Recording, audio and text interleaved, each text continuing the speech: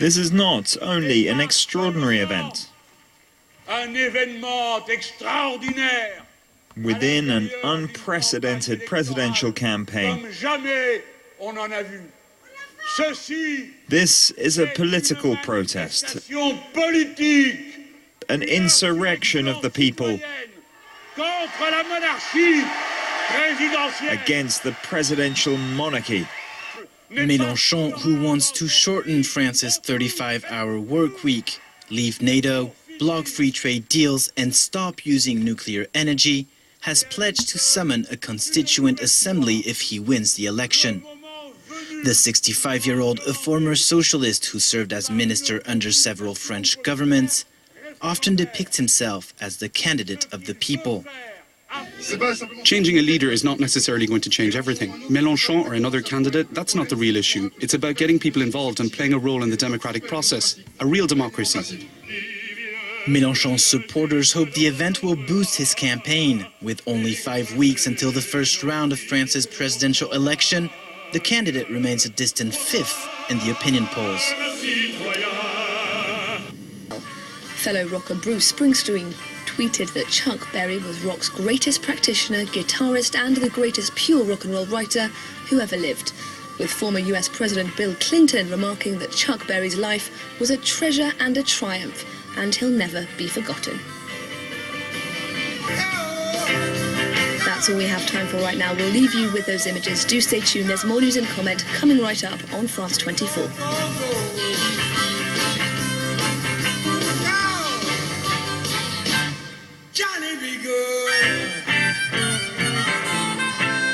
And international studies in Washington, D.C., where he joins us from via satellite. Welcome to the show, Mr. Brzezinski.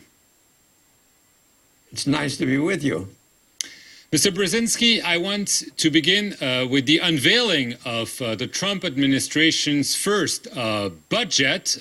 Basically, we see more defense spending and much less spending. For instance, for the State Department, a 28% cut is called for. We see also steep cuts for foreign aid. Some are saying it's a hard power budget proposal. What is your reaction to this budget plan? I'm pretty sure that there's going to be an extensive debate about the various components of the budget, but it's very early to tell. And at this stage, I don't really have a fixed view, so I'm not going to expound on this subject. I want to see what comes out. Mr. Brzezinski, you penned an article in the New York Times wondering if there was such a thing as a Trump doctrine on foreign policy. You say America first is fine when you're campaigning, but in terms of policy, have you been reassured that there is such a Trump doctrine on foreign policy, or are you still worried? I am faithfully patient. Faithfully patient. In other words, I think there'll have to be. Obviously, there isn't one yet, but I think a lot of rearranging is taking place worldwide, and there will be consequences of that for our foreign policy. Take, for example, the case of North Korea. It's quite clear that it is becoming a menace. It is also very clear to me that we should not be the only ones who have to respond. Right. I want to get to North Korea because things are heating up, if I may use that expression. Secretary of State Tillerson is in the region, and he said during a visit to South Korea that the policy of quote-unquote strategic patience with North Korea had ended and quote-unquote again, all options are on the table, indicating that the U.S. could maybe take preemptive military action. What is your reaction to this seeming shift on North Korea policy?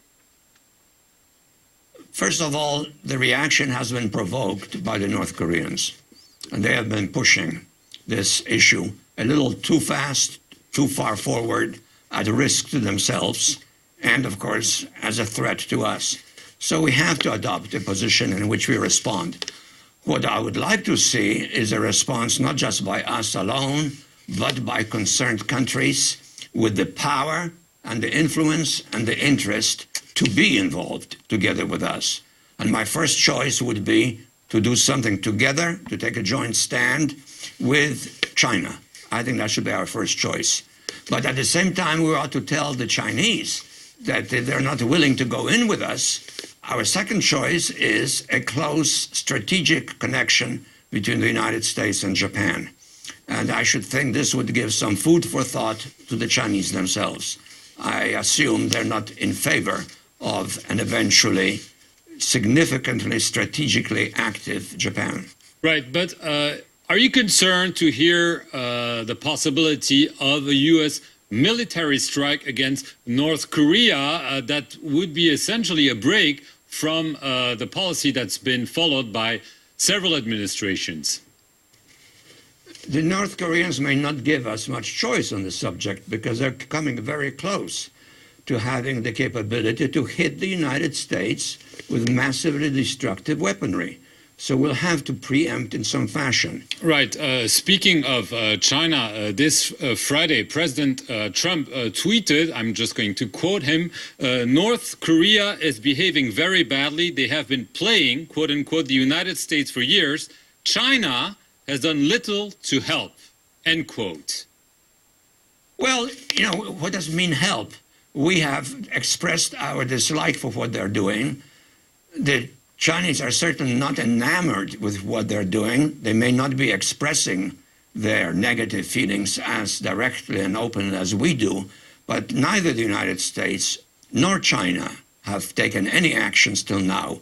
And my key argument is, if we respond, we should do it together with the Chinese if they're willing. If they're not, obviously we have to help the Japanese attain a level of security that gives them national comfort, given the threats that the North Koreans are posing. And I think in the longer run, I'm not sure that China would like to see a nuclear Japan next door. I want to move to a country that's been of much concern, of much debate, I should add, in the United States, Russia.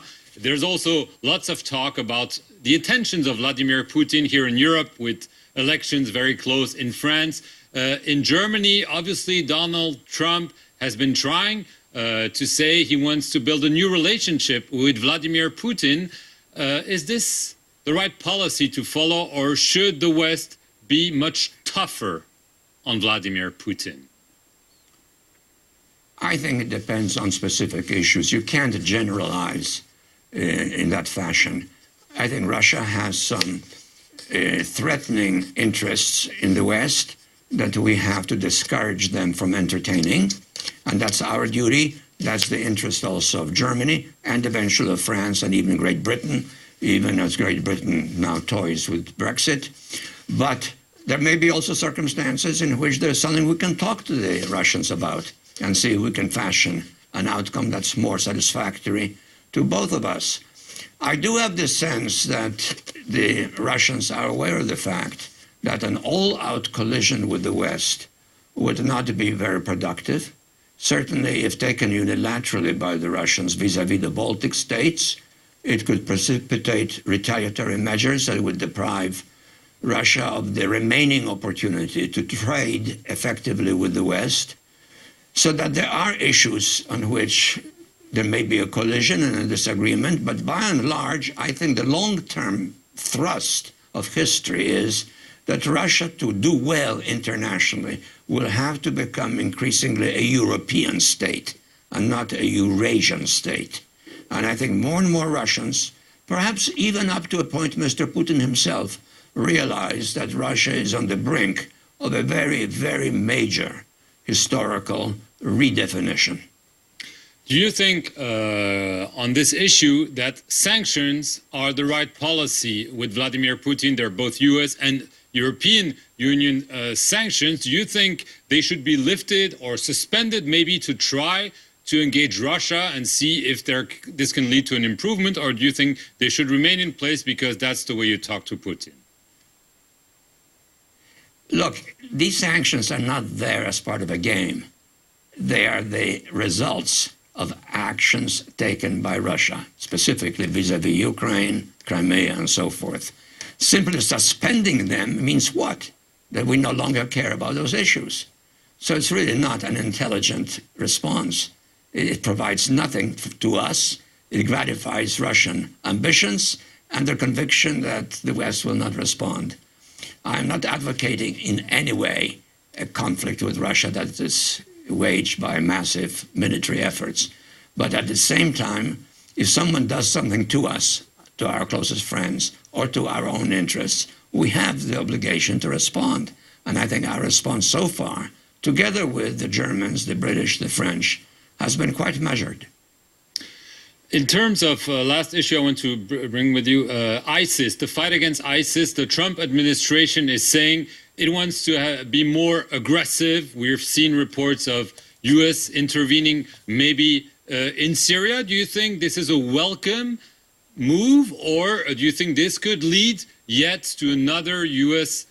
military involvement in a region after so many wars and so much money and people who were sacrificed? I think it depends on the choice that is made. The Middle East, writ large, is a very diversified region. Not every part of it, not every entity within that larger region is of the same importance to us. And I think we may have to pick and choose, not try to conduct a policy that's applicable to the entire region, but one which focuses on those parts of it that represent some vital interests to us. And I think it's quite evident which countries these are.